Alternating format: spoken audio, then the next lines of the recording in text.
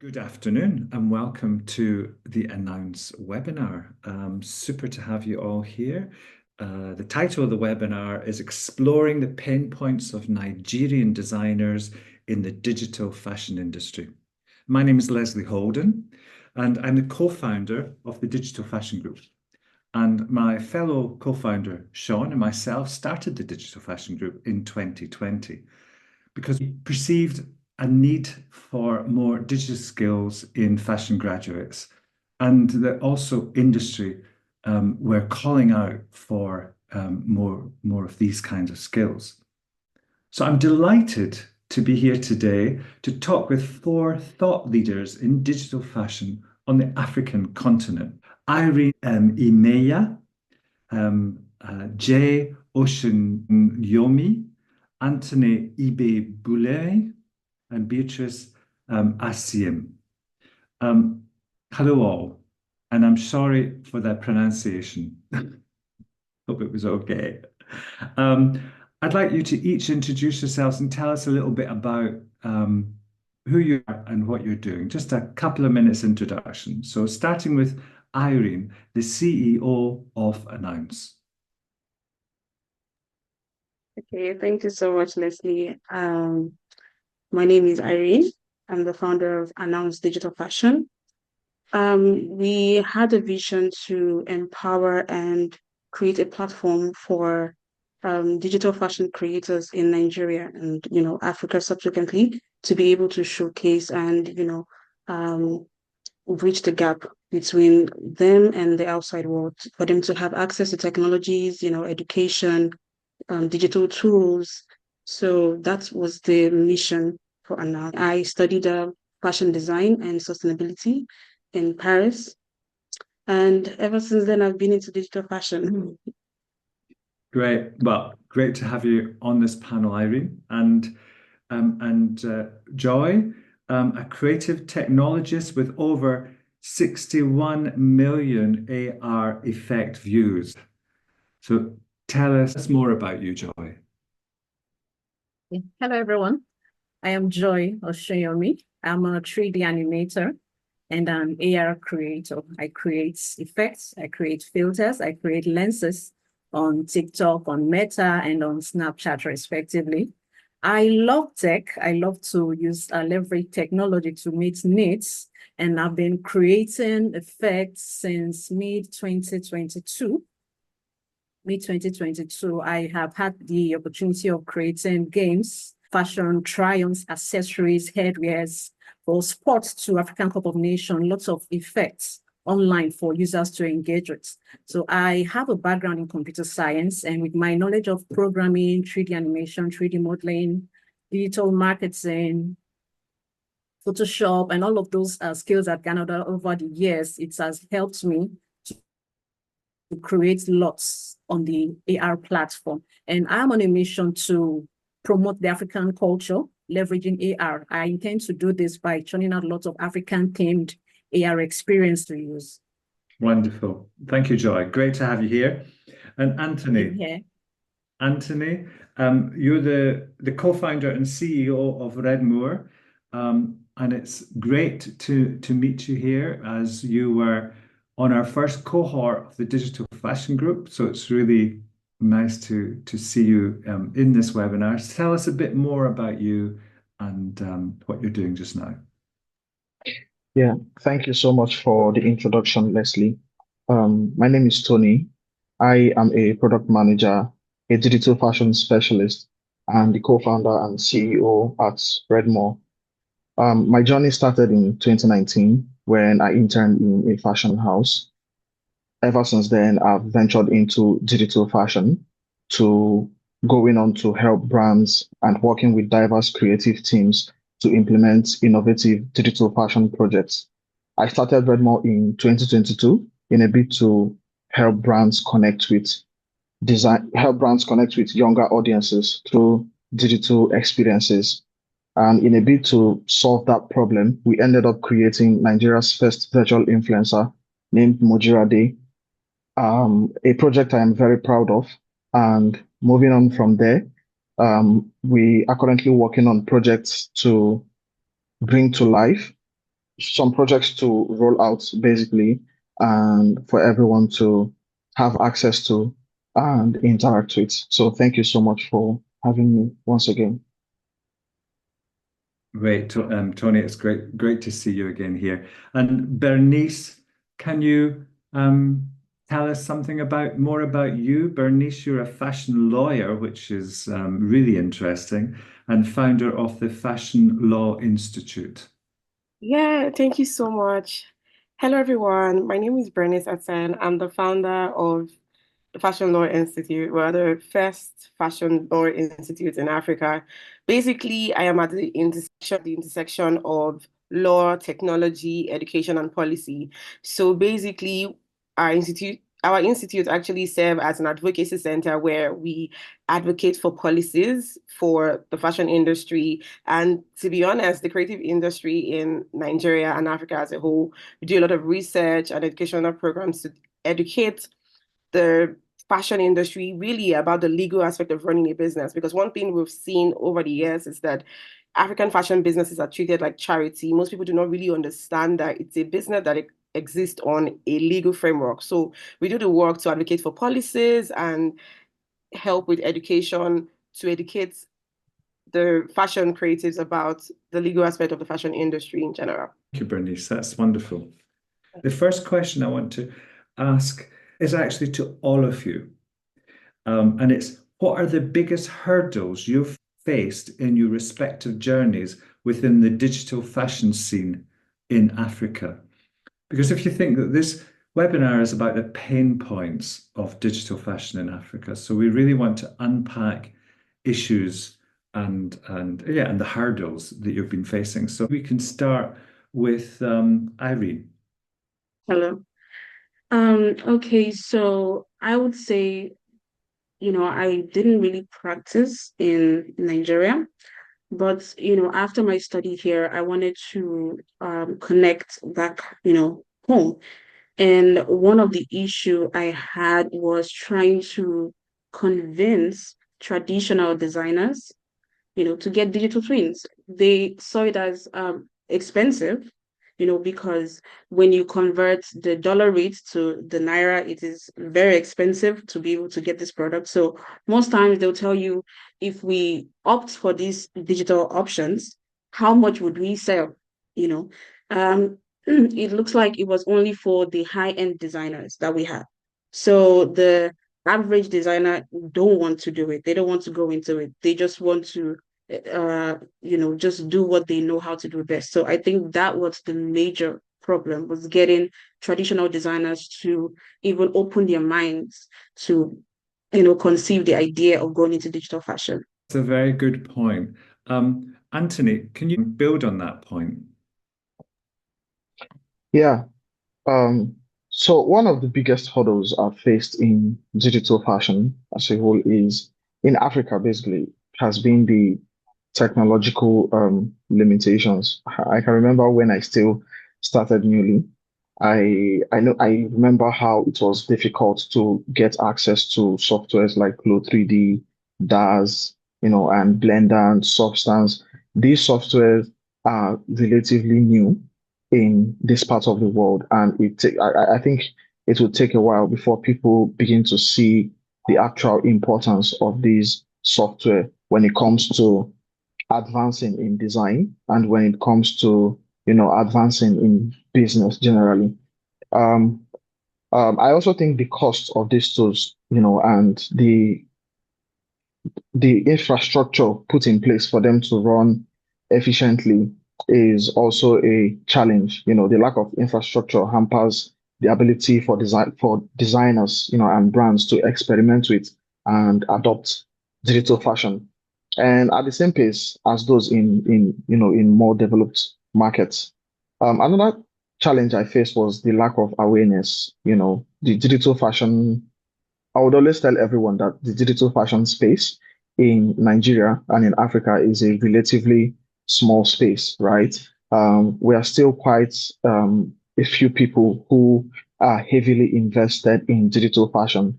So I feel like with with events coming up and all that, if digital fashion is being, you know, being brought into the discussion in one way or the other, the awareness would, become a thing. It would make digital fashion to go mainstream. And that is what we're trying to do with Mojirade, our virtual influencer, and at Redmore as well. I also think when it comes to costs, some brands in Nigeria are really used to running on a smaller scale. It makes it difficult to acquire these tools, right? And on that note, I would say that the funding in this industry, in this space, basically is still relatively low. And for me, that was a challenge as well when I was starting. Thank you, Tony. That's a very important point about the actual getting hold of the softwares, as well as Irene's point of people not really understanding it, particularly traditional fashion. Bernice, Yeah, would you like yeah, to that? definitely. So, aside infrastructural challenges, I genuinely think that the lack of funding is a major problem because as from where I sit as a fashion lawyer, most of the brands that I represent, when it comes to technology and they're innovating in that particular space, the problem that I feel that they always have is lack of capital, lack of funding. It's not available. Unlike when you look at other industries like fintech, where you see that they are constantly always raising, right? But you rarely see that happen for the fashion industry or digital fashion. And like I said before, it's almost like the only funding that we get access to in the fashion industry is grants, like when they're just running a competition. So it's almost like a charity thing. It's not something that they see as a profitable business. So I feel like that mindset has really affected the availability of funding and people looking to invest in that particular sector. That's a great point about the access to money, about funds, and yet getting grants. And you're right, it is more like a charity and not a true business cause in a way. That's a very important point. Joy, what would you like to build on from here? Okay. So for me, aside the infrastructure aspect, there is also the lack of technical know-how because I find I'm focusing on social AR, bringing in my clothes to augmented reality so people can try them on. But I also have a vision to create a VR game, just like this Dungeon of Eternity I saw online. So I'm like, okay, fine, I want to create something like that, but it has an African kind of environment, and then the avatars are going to change into African attires. Now, there's a place of interoperability. I don't know how to go about it, but I've been on the lookout for trainings, and I don't have a VR headset actually, but I want to actually create something like that. So I've been on the lookout for trainings on how to go about VR games because I actually want to create something that is African. I saw one recently and I applied. They asked me to showcase all of my XR projects I've done in the past to qualify me for the training and everything. I did, but I wasn't selected. So I'm hoping to get that knowledge to learn how to create VR games. So that's actually the difficulty I had faced with regards to fashion. But for the AR, creating AR clothes, try-ons, I don't have an issue with that. That's been easy. I recently learned Style 3D. I have learned to use Unreal Engine. Now I thought to use the environment and to bring in what I created onto Unreal. When I tried rendering, my system went down. So I just knew, okay, it's high time I replaced this system. And when I went online for, okay, gaming system, I'm seeing cost of like $3,000+ for something that has not been adopted in Africa. I just thought, okay, let me just maintain my AR fashion for now. So maybe with time, I will delve into all of that. Yeah, $3,000. My goodness, that's a lot of money, isn't it?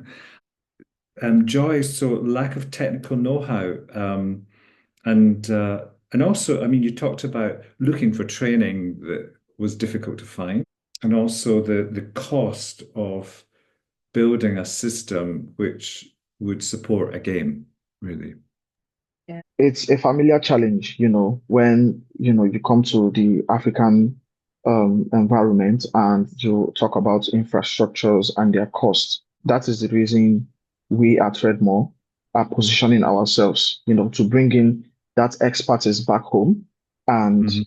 Capitalize on collaboration in order to see that people have that opportunity, regardless of if they can afford the amounts, if they can afford the prices of these hardware systems or not. So we are positioning ourselves to collaborate with them and help them to tell their stories, bring their ideas, their concepts, and their products generally to a wider global community without being necessarily constrained by physical limitations. Collaboration is very important as well. The whole network that you have and the possibilities of collaborating. That's a very good point. Okay, let's move on to the next question. This is for Joy. From your perspective, Joy, in the African XR community, how can we make AR and VR technology more accessible and affordable for both creators and consumers in Africa? How do you think that we can make that happen? Okay, thank you, Leslie. So to make it accessible, I would say trainings, workshops. We need ongoing trainings. Also, we need to create awareness, but so many are not even aware of this thing. And if it's possible to have like a physical office, more like a workspace, furnished, serviced workspace, there's power supply, because it's also an issue. There's power supply, there's the system like gaming workstations, because there are people that are skilled in this regard, but they're having to go to studios to work on their digital fashion portfolio. For those workspaces, if it's possible to have AR mirrors, so that while they are creating those digital outfits, they can also try it on. It's also be part of the things they are creating as content and showcasing on social media. So that would also help for a wider reach. It will help for the adoption. So good idea. And kind of leading on from that, I'd like to ask Anthony, what are the biggest challenges and opportunities facing digital fashion in Africa from the perspective of brands and designers alike? And in what way is that related to what Joy was saying as well about training and workshops and space? And on a personal point of view, I usually say that the challenges that we face in Africa and in Nigeria when it comes to digital fashion are basic. I'm saying they are basic is because if we come together to take baby steps, just the way we have started, I think a lot of things would set in place. For example, for proper funding and for infrastructure to, take its place, there has to be this form of awareness. Brands need to want to, need to have that will basically to want to adopt digital fashion, right? So I think the biggest challenge here is that brands in Africa need to understand the long-term value of digital fashion. I don't think it's a wise thing to do if you see the adoption of digital fashion as a get rich quick kind of thing, right? I think it's important that you see the long-term value of digital fashion, the digital tools involved and everything. And I'm saying this, because for example, virtual clothing, avatars, digital fashion gaming, that gives an opportunity for brands to expand their business, instead of just creating physical outfits and selling them to the market, to consumers directly. You can actually create experiences that you can attach to these items, these products that you're creating. That way, you also give the consumers the opportunity to go beyond just physical consumption to digital consumption as well. And that brings about longevity. That brings about, building this form of relationship that improves loyalty, from the customer to the brand or the designer. I think also to get this done, there has to be much more training. There has to be awareness programs. There has to be campaigns, being done, right? And I'll still say that that is still what Redmore is positioning itself to do. We've done a couple of campaigns, we've done a couple of collaborations, and so far, no matter how little they were, the results were positive, right? So it's something that we're looking at to collaborate with more designers to take them and help them know that these are the things that you can achieve with digital fashion generally. So having in mind that this is something that they can get value from on the long term, they have this potential to become industry leaders, setting the pace, setting themselves apart from competitors and all that. And for 3D designers as well, I think the untapped space means that there is less competition compared to the traditional fashion sectors. For instance, if you, as a brand in Nigeria, have your collection being showcased in a game platform as big as Fortnite, you might not be making enough from the physical aspect. But the fact that you have this opportunity to showcase your brand, your products in a platform like Fortnite or in any other, digital platform that isn't limited by physical presence, right?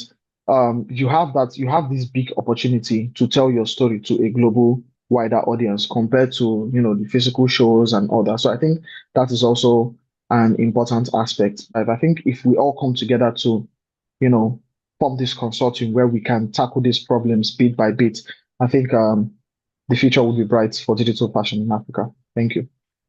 Yeah, and thank you, Tony, for that. And you're touching again on the strength of community, which is very, very important. The way of getting the awareness out as well, and that brands and designers need to understand the value added of digital fashion and how we communicate that as a community, and how we bring more people into the community, and how we explain and express and train and all these kind of things. So it's a lot to do with communication that we're talking about here. And I saw that Bernice, you had your hand up at one point. Would you like to come in with another point?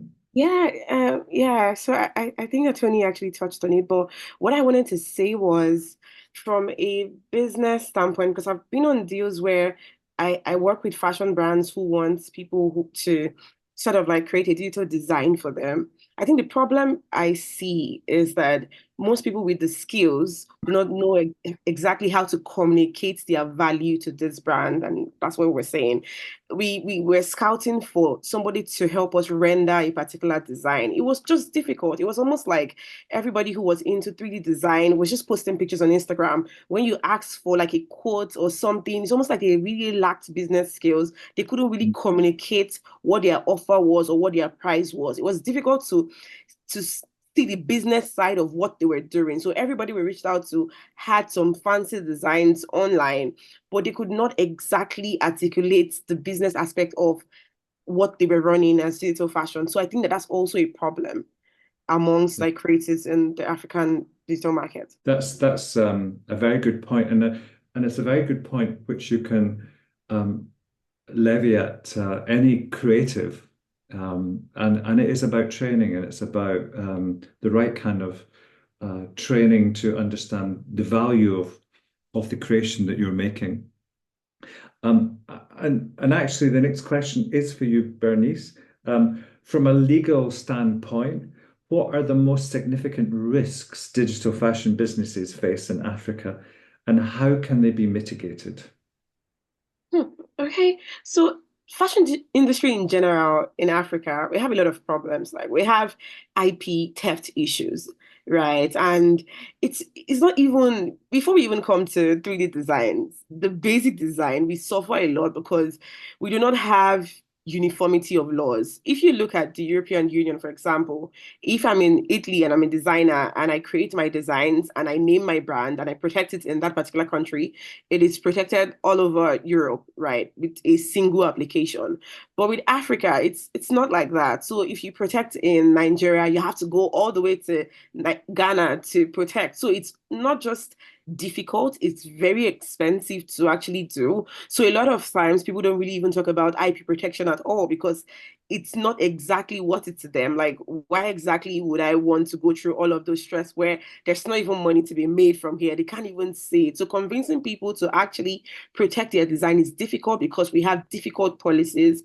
Africa has refused to come together actually to come up with a solution, right? So what they've decided to do is come up with different areas to like the OAP and ARIPO, they come up with different treaties. But the truth is, even in those treaties, the biggest markets are not party to those treaties. So Nigeria is not a party to a lot of those treaties. South Africa, who has almost similar bigger market, they're not party to those treaties. So it's a problem because I want to join a treaty or a particular association where I see that the bigger markets, I'm also protected there, right? So it's always a problem to protect designs, right? There's also data and privacy issues that's happening, with consumer data breaches and all of that.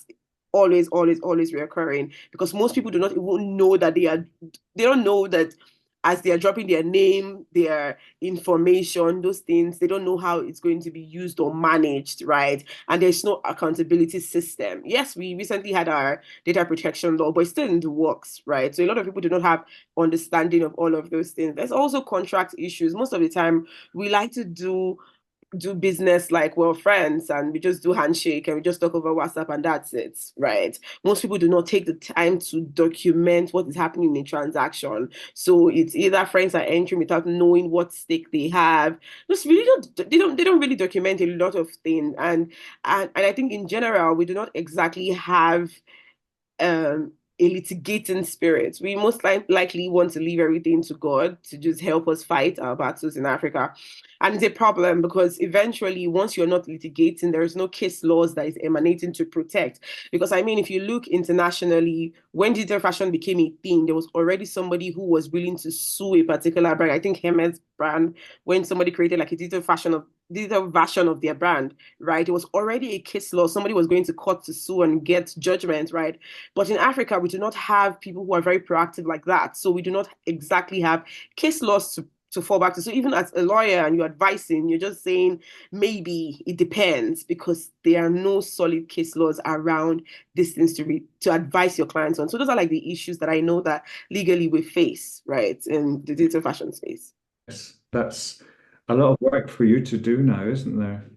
Yeah, a lot of work, to be honest. And I feel like I mean, every single day we are trying our best to put out, policy, really ask what exactly the fashion industry wants. Because yes, of course, we believe that the government has a role to play, but again, that's why we always advocate for regulations. And it's not because we want people to be paying fees and registration fees, because Nigeria, we don't want to do that. People don't want to pay any form of sanction. But the truth is, regulation really helps to spotlight the particular interests of a group of people and protect them, right? So we do not have people who want to be proactive when it comes to advocating for policies and laws and all of that. And we've decided at the Fashion and Law Institute that we're going to actually find a way to ask the fashion industry professionals what they exactly want from the government. What exactly do they want to be self-regulating? Do they want to come together to form a community? Do we want to watch ourselves, or do we want the government to intervene? And then we can now see how that we can actually come up with a communique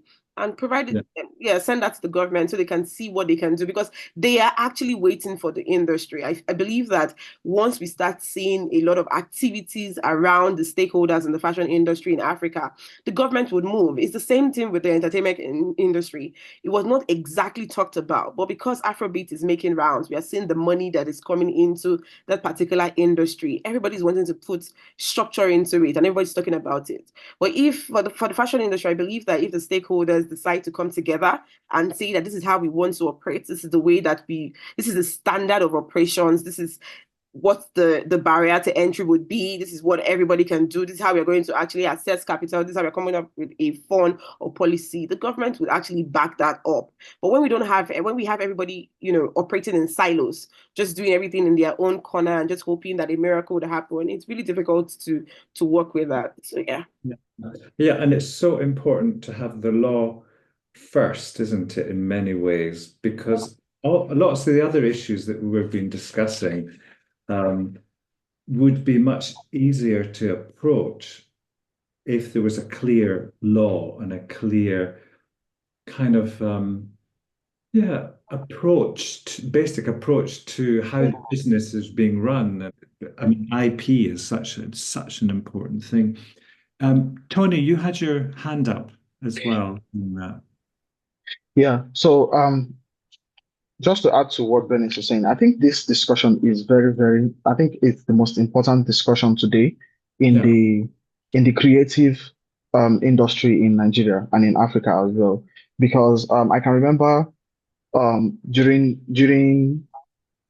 2021, 2022, when digital fashion was like going mainstream and when NFTs were like becoming a thing, brands like Nike, Adidas, Balenciaga, and some other well-known brands before they actually started launching NFT programs and all that.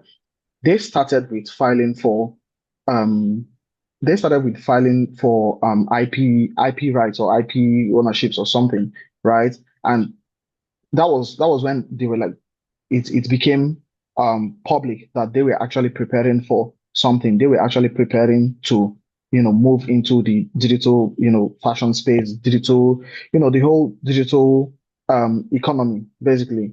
And we've seen it since then. We've seen how it's played out since then. So that's what I actually mean when when I'm talking about setting the the proper structures in place that will tackle these problems.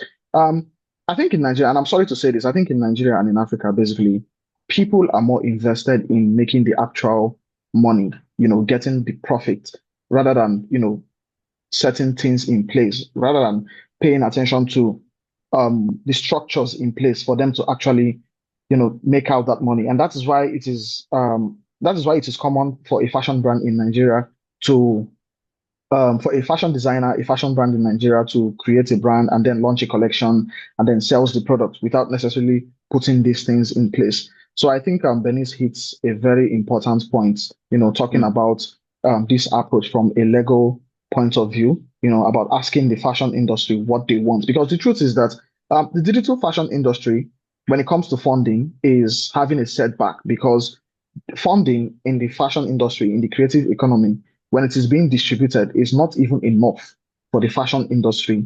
Talk more about the digital fashion space, which is like at this point is still a young industry attached to fashion, right? Yeah. So Yeah. I think it's a very important point, Venice. Very important point, and we need a framework to work with, and a legal framework is key in this. So I've got to the last question now, which is amazing because this hour has gone so quickly. A final wrap-up question, and this is for all of you. So the question is, from your point of view and expertise, how do you see Announce contributing to or helping the digitalization of fashion in Africa? And I'd like to start with Joy.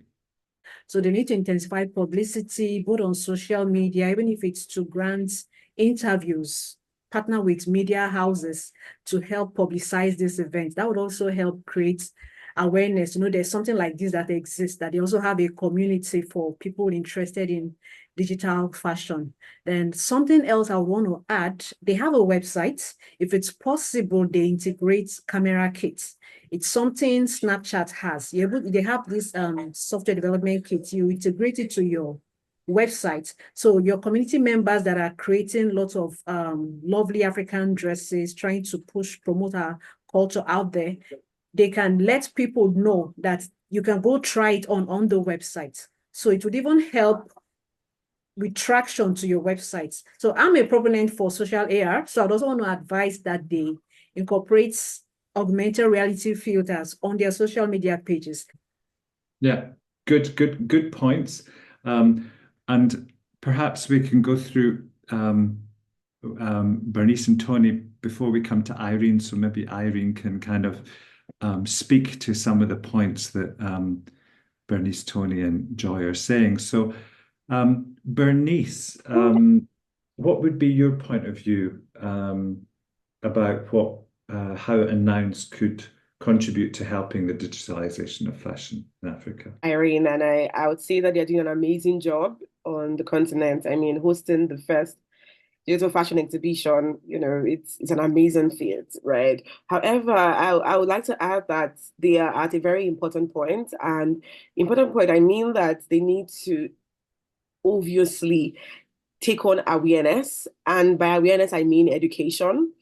Because a lot of times, people are learning skills and all of that, many things like that, but it's not enough, right? They should not just look at what is trending. They need to go to the grassroots, right? There are a lot of young people that are also they don't have access to technology. They don't have access to these skills. All of us can see because we can afford internet. There are many people who would gain so much that are not just on the surface. So we have to have a lot of grassroots initiative? Like, how exactly do we go aside Lagos? Because a lot of us would host our initiative in Lagos, but Lagos is not the only place in Nigeria. It's not the only place in Africa. It is big, right? So yeah, we should look at other areas aside Lagos that's pushing a lot of educational events, right? And not just activities where people just come to see these things, but where people can actually learn and get skilled. So yes, that's it.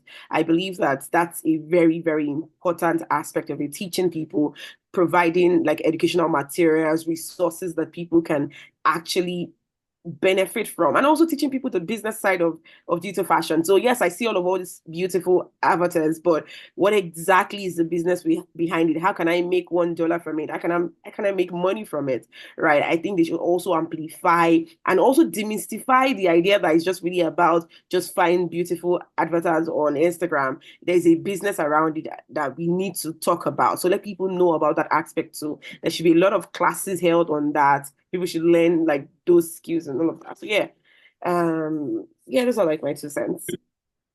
Good. Thank you. And Tony, how do you see Announce contributing? I think awareness is the starting point for every industry. It's the starting point for the growth of every industry. And I think Announce is hitting it when it comes to that through the exhibition program. The exhibition program has a lot of potential. A lot of things can happen in the exhibitions, networking, educational initiatives, people meeting people, which is also part of networking, businesses coming up, ideas being created. So to Announce, it could be like just an exhibition program, but to the digital fashion space, I think it is a very good opportunity, for the digital fashion space for digital fashion to be known by many people who haven't come across that term before. Announce has a potential to be a catalyst for digitalization, of fashion in Africa, basically. It doesn't end with this exhibition.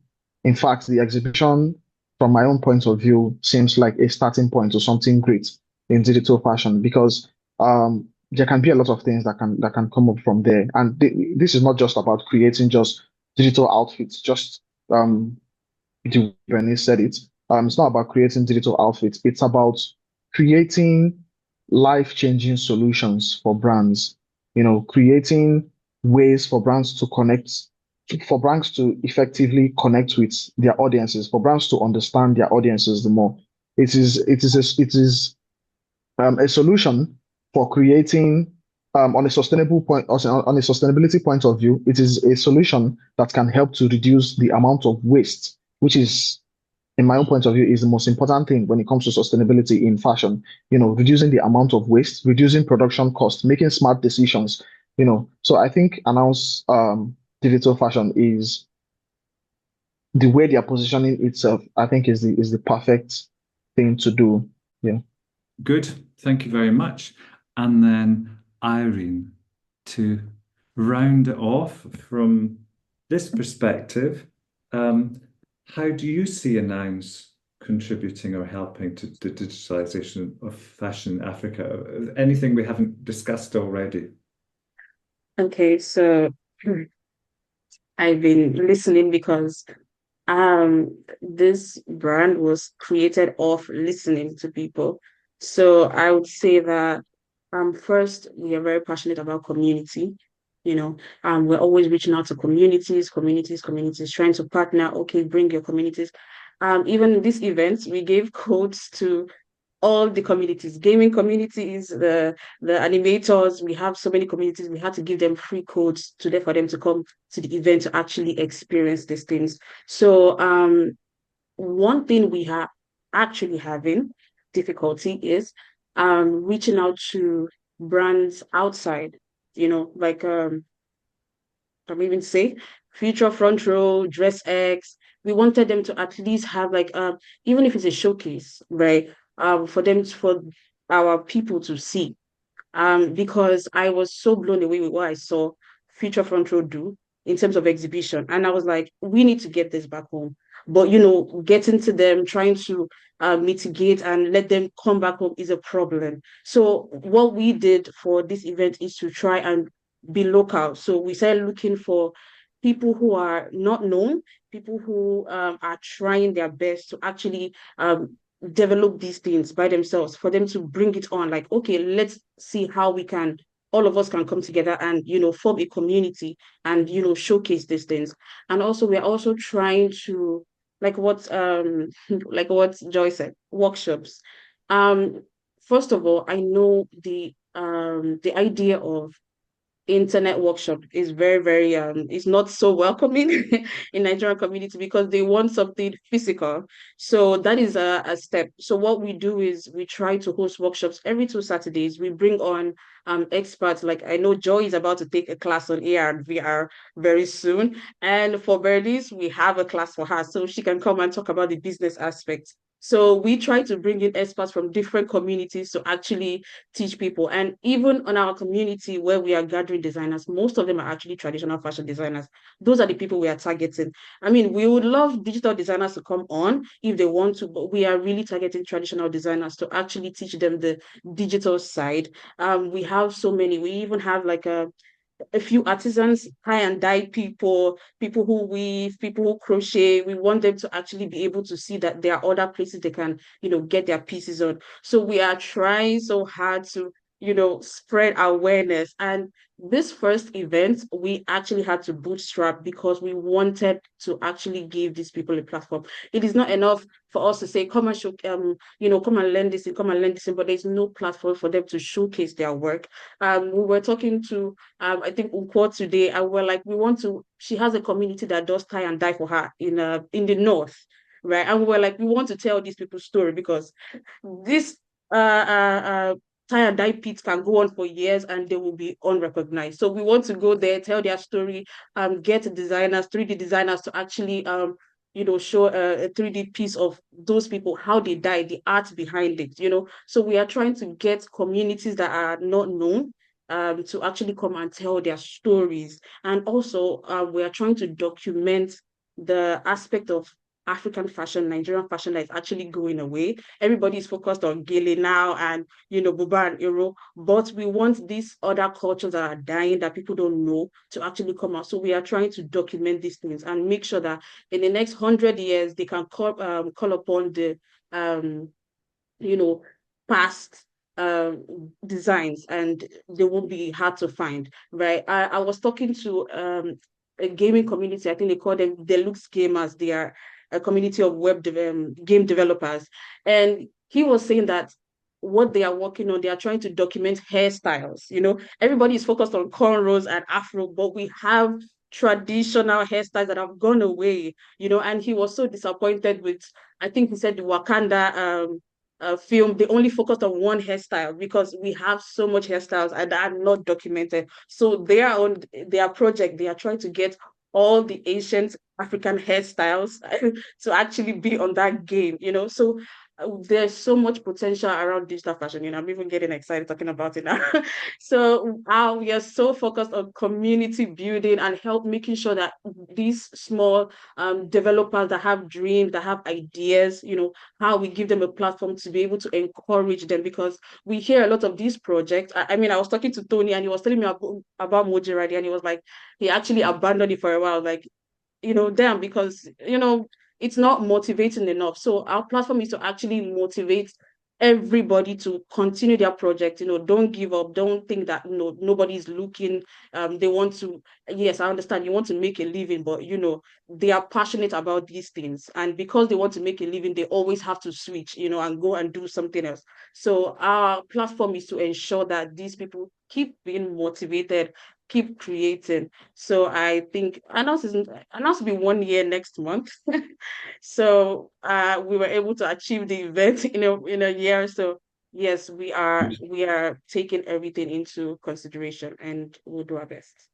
Good. You are doing a great job. And thank you. This conversation has been so interesting and enlightening. And let me just kind of round up some of the points. I've made lots of notes and try to kind of boil them down to the key points. Legal framework in which to build the digital fashion industry in Africa is really important. And I hadn't really considered it from that point of view before. And so, Bernice, thank you very much for talking to us about the legal area and how important that actually is. Training, education initiatives, of course, an important one to give more knowledge and more awareness. It's important to build a community with places that people can meet, can share, like workplaces or Fab Lab type kind of situations, to meet, to collaborate, to learn, to share, to build things together. Really just to be able to say this is the community. Proper funding, not just grants, which equals charity. Awareness is the starting point for any company. So awareness is a starting point for digital fashion's growth, and connecting and addressing the issues of digital fashion. So connecting with other people, with other skills, and dealing with the issues together. It's been a fantastic conversation. Thank you all so much for joining this webinar. And I think it's important for us all to, in our own ways, encourage the continued collaboration and support for digital fashion. Sean and I have been very involved in right from the very beginning of the Digital Fashion Group, and have supported many digital fashion designers from Africa in different ways. So thank you, everybody, for attending, and it was great to talk to you today. Thank you. Thank you so much, Leslie. Thank you. Thank you, Sean. Thank you, everybody. Thank you so much. Thank you, everyone, for having us. Yeah, you're welcome.